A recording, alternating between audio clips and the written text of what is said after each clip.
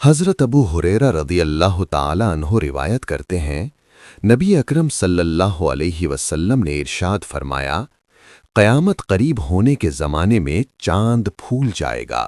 اور پہلی کا چاند جب نظر آئے گا تو یہ کہا جائے گا یہ تو 2 راتوں کا چاند ہے۔ سیدہ ام ہانی بنت ابو طالب رضی اللہ تعالی عنہا بیان کرتی ہیں، نبی اکرم صلی اللہ علیہ وسلم نے ارشاد فرمایا، میری امت اس وقت تک رسوائی کا شکار نہیں ہوگی جب تک وہ رمضان کے مہینے کو قائم رکھیں گے۔ عرض کی گئی، یا رسول اللہ، رمضان کے مہینے کو ضائع کرنے کی صورت میں ان کی رسوائی کیا ہوگی؟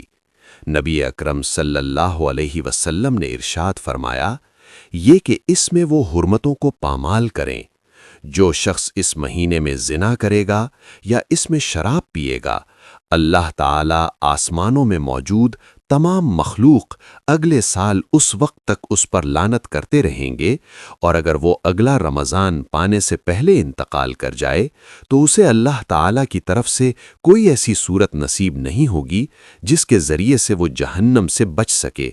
تو تم رمضان کے مہینے کے بارے میں احتیاط کرو، کیونکہ اس میں نیکیاں دگنی کر دی جاتی ہیں جو اس کے علاوہ کسی اور مہینے میں نہیں کی جاتی ہیں، اور برائیوں کا معاملہ بھی اسی طرح ہے۔